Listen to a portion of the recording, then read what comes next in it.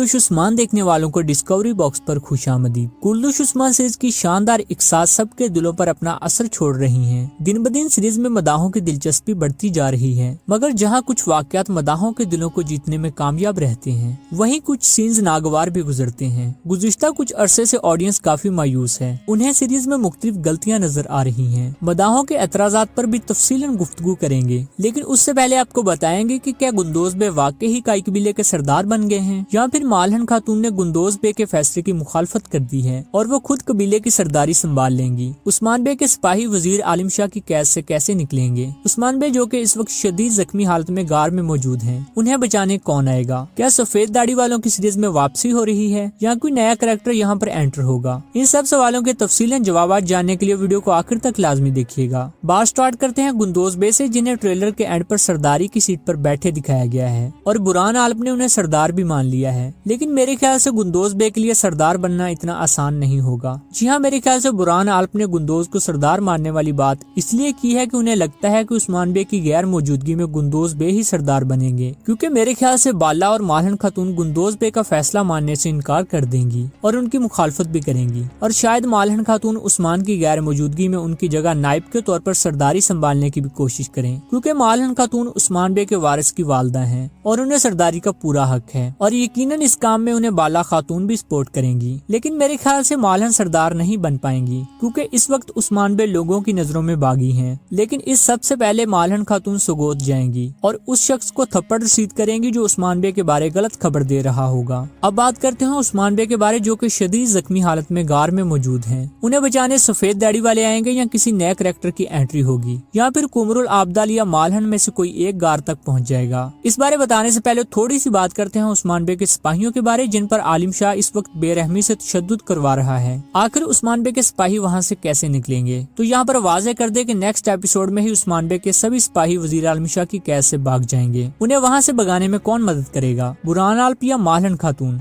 ये कहना कबलज वक्त होगा। लेकिन वहाँ से निकलने के बाद कुछ सिपाही गुंदोज बे की साइड पर चले जाएंगे, ताहम गुक्तुक, जरकुताई और गेंचे बे जैसे सिपाही उस्मान बे के वफादार ही रहेंगे। अब बात करते हैं उस्मान बे के बारे, जो गुज़िश्ता किस्त में बहुत ज्यादा जख्मी हो गए थे, और यही वजह है कि नेक्स्ट ट्रेलर में भी उन्हें जख्मी दिखाया गया है। अब सवाल ये है कि उस्मान बे को गार में बचाने कौन आएगा। तो यहाँ पर आपको बता देंगे बहुत ज्यादा चांसेस हैं कि अब सफेद दाढ़ी वालों की एंट्री हो जाए, जो काफी टाइम से मंजर से गायब थे, और वो उस्मान बे को बताएं कि इन मुश्किल हालात में कैसे तमाम दुश्मनों का सामना करना है और खोया हुआ वकार वापस लेना है। इसलिए फिर उस्मान बे बहुत ज्यादा ताकतवर होकर काई कबीले लौटेंगे, और फिर जब उनका सामना वजीर आलिम शाह से होगा तो वो उस्मान बे के सामने टिक नहीं पाएंगे। दोस्तों, गुज़िश्ता किस्त के किस सीन ने आपको इमोशनल किया, आपने हमें कमेंट बॉक्स में जरूर बताना है।